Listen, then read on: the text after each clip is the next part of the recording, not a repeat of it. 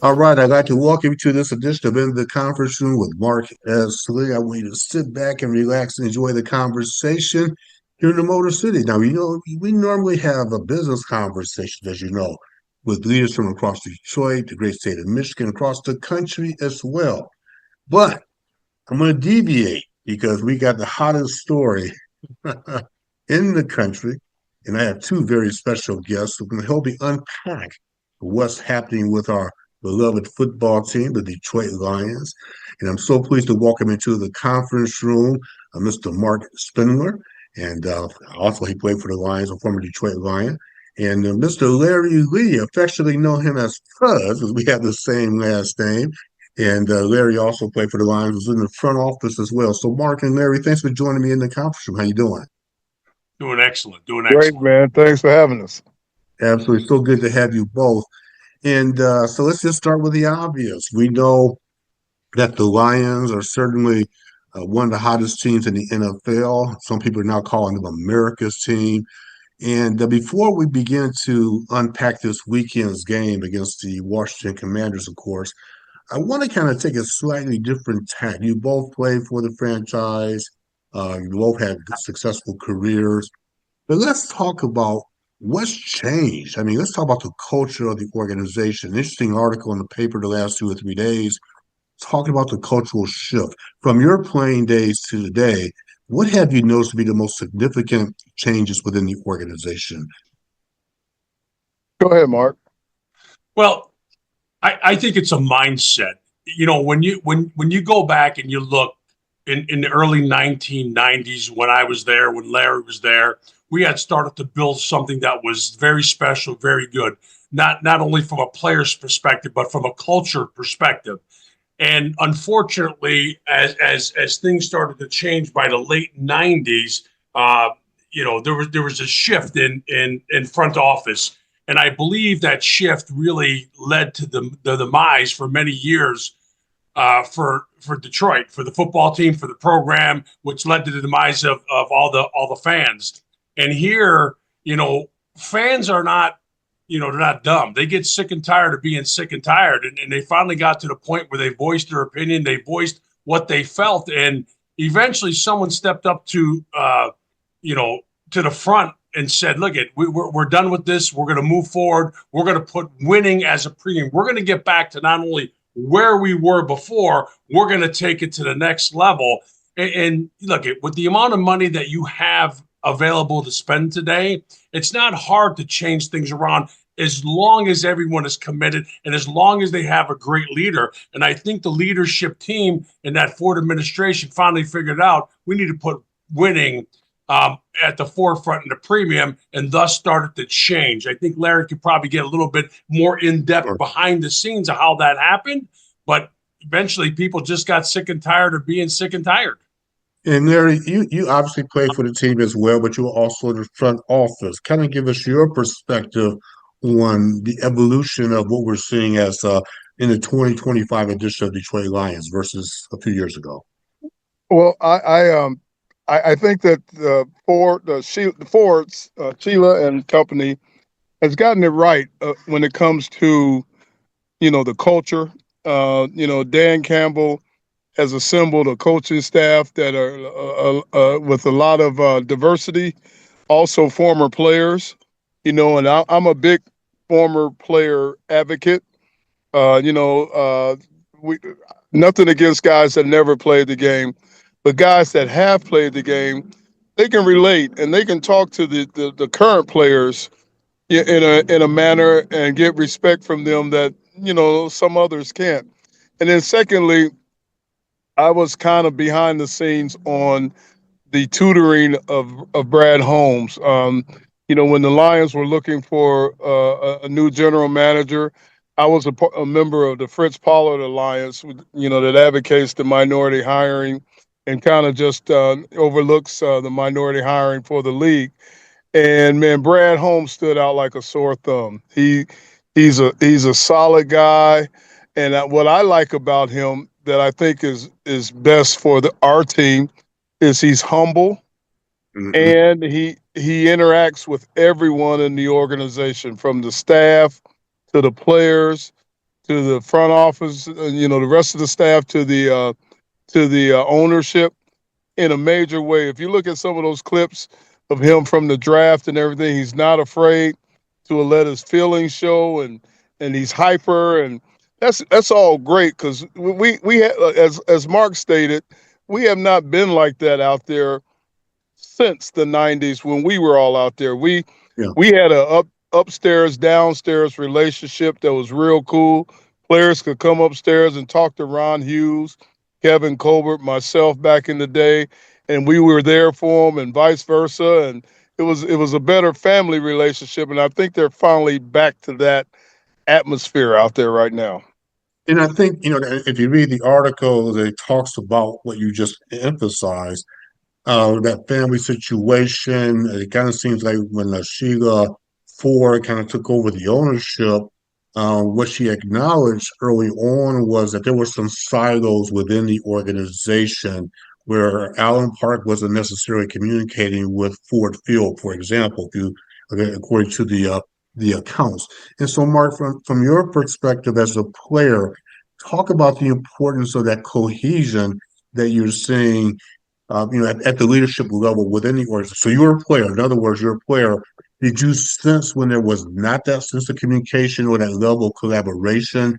And did that somehow Oh, infiltrate itself you in the way you absolutely played the know game? when the front office is disconnected from, the bottom office, that's where the players are. And to be able to have a cohesive unit, you cannot run those above the bridge and those below the bridge. The old saying, teamwork does make the dream work. And we're just not talking about, the 50 some players that go on the field and the coaches. It has to go with the front office and everyone that's up there. They have to buy into whatever that culture, whatever that philosophy is. And let's not mince words here. I mean, it takes a strong leader in the locker room, and Dan Campbell came in, and who associates better with Detroiters than a guy who was just epitomized taking your lunchbox and going to work every single day. I mean, really, really blue collar individual. But then it took him to get these individuals to buy in. He had a plan, and obviously his plan was clear, concise, compelling, and 100% committed. And when they started to work that plan and they started to see those results, that second half of that first year, they started to buy in.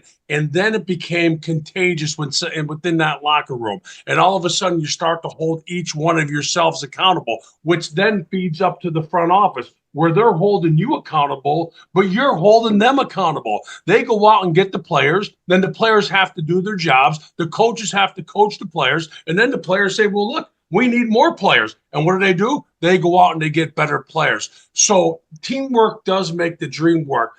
Unfortunately, a lot of people just make this conversation about the 50 some players in the locker room. It's well beyond that. It's from the front to the bottom, back up to the front office. And Larry, again, I'm going to take you back to your role before we segue to this weekend's game. But it appears to me that Detroit is becoming almost like a destination city when it comes to these players. They see the emotion that Mark is referencing with Dan Campbell. And now let me get outside my professional role and go back to the fan role as I am as well. But you see the post game videos. You see how he's just communicating. He's ready to play. Talk about that. Is Detroit becoming a destination city for free agents in terms of playing in the NFL? Sure. Well, winning solves a multitude of sins. So, but it's that way because personally, I've said all along, there was a period after Mark and those guys left in the early 2000s where we had people in charge out there that kind of was old school, and today's game has changed, man. Today's players are different, and today's game has changed. If you aren't in touch with the players today, you don't have a chance. And there was a period out there when there was a previous regime that kind of expected players to toe the line and walk a straight line and be like a Stepford wife or something. But I'm glad to see that these are grown men. These let their personalities show. Let them be who they are.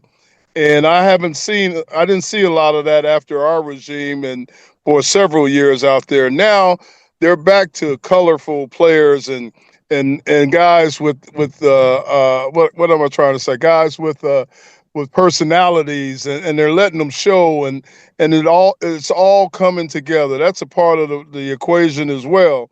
Is letting the guys be themselves and have some fun in doing it. And Dan Campbell's done a masterful job at that. So let's talk about what everybody wants to talk about. Now we know who the Lions going to play, right? We all saw the game this week. Obviously, the Washington game recently, they won, and now Detroit's playing Washington.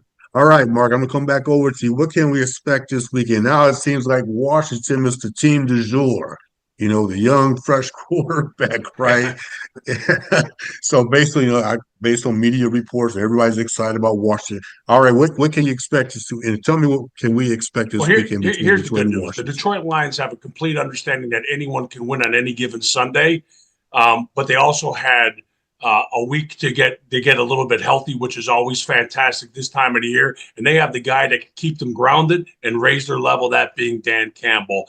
And those individuals in that locker room are just chomping the bit to get out there. They work their tails off to get this home field advantage. They understand what this crowd, what this fan Mm. base has meant to them. And when they come out of that tunnel, it's going to be, I mean, I don't know what the decibel level is going to be. It's going to be off the charts, electric and engaging. And trust me, somewhere along the line, these individuals are going to understand that even back in the day, when we played in 1991 for the NFC Championship game, the beatdown that the Washington Redskins put on us. Now, you're not going to associate one with the other one, but somewhere along the line, they're going to understand how important it is to get to the next round. Because in the NFL today, look, I'm not saying you have a multiple of chances, but you have to seize the moment, carpe diem, when you have the chance. The Lions put themselves in a position to have home field. They're going to take advantage of that home field. And at this point in time, the way that they're playing,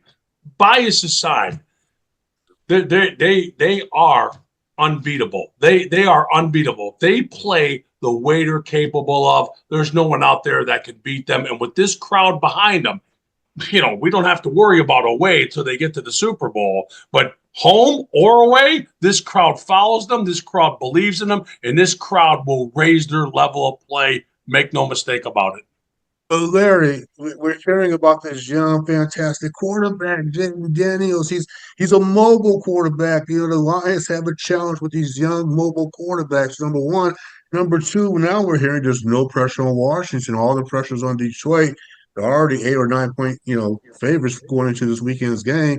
What gives?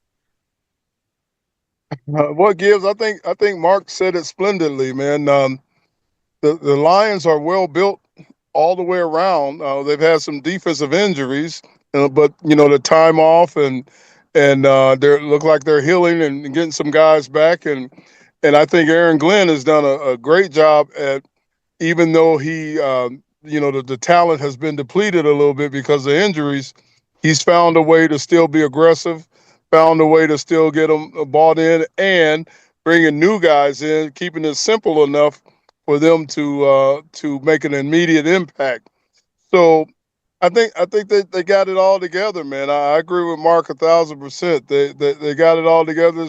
Washington is a up and coming organization team. Got a good young quarterback, but I have a little theory. You don't go from zero to hero in the National Football League, and then secondly, no rookie quarterback has ever gone to the Super Bowl. So, with that being the case, I think all the factors line up, and we'll continue the tradition. Mark, how much do you think the Lions are going to win by? What do you think?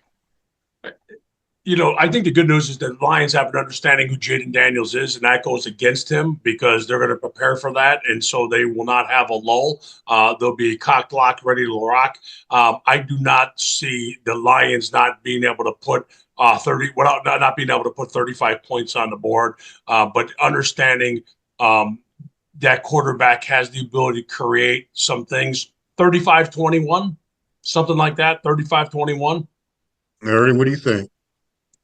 I'm thinking high 30s. Maybe even Yeah, I can live with that. 40 to 27. All right, all right. Well, before we go, because I appreciate the time, you both of you gentlemen are very busy.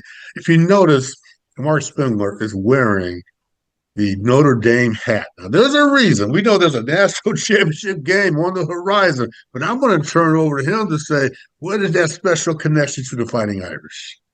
Well, my son, we've been blessed. 4 years ago, he committed to go to Notre Dame, earned his way into the starting lineup a year ago. He starts at right guard. And I mean, we're just really ecstatic about how that young man conducts himself both on the field and off the field.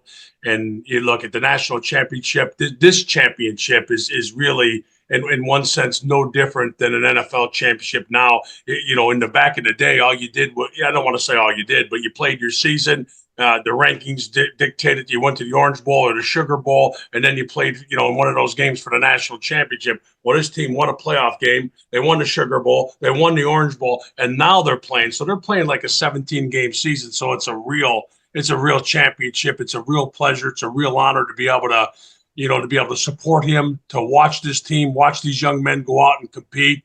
And look, Ohio State, the Ohio State. I can tell you what. They could probably line up on some Sundays against some NFL teams. But like Herb Brooks said, 9 out of 10 times they might be able to win the game, but not on this day. Not on this day. Not on that day. They're going to out-hit them. They're going to outrun them. They're going to out-tough them, and they're going to outscore them, and they're going to win that thing in the end. Let's go Irish. So Larry, because I know you're his son's uncle. So what do you say? What do you say? What do you say?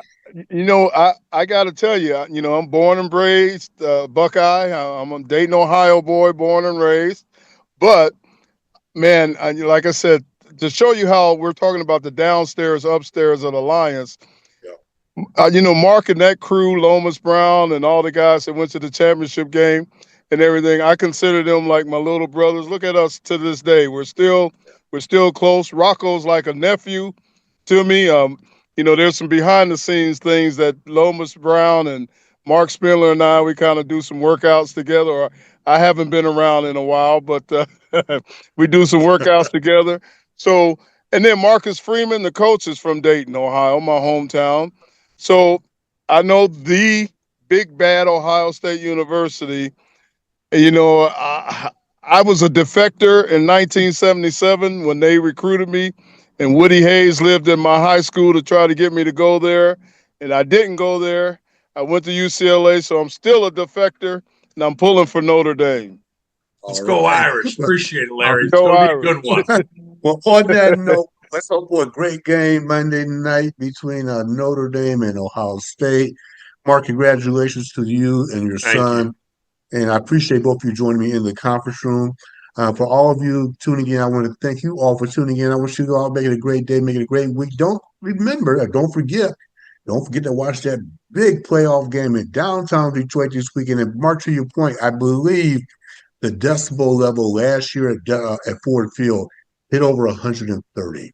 Over 130. So I think they'll blow that through the water, right? I agree. Yeah.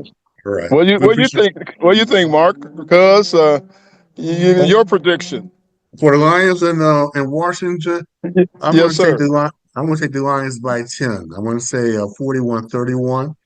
Okay. And for the Monday night game, I'm going to defer on that one. I'm going to defer to our guests, and I'm pulling for Notre Dame. How's that? All right. I am too. And I'm going to say 20-17 Fighting Irish. Thank you. All right. Very kindly. All right, what you want to go? Make it a great day. Make it a great week. We're going to check you out next time. We're in the conference room with Mark Esley. Have a good one, everybody. Talk to you soon. Take care.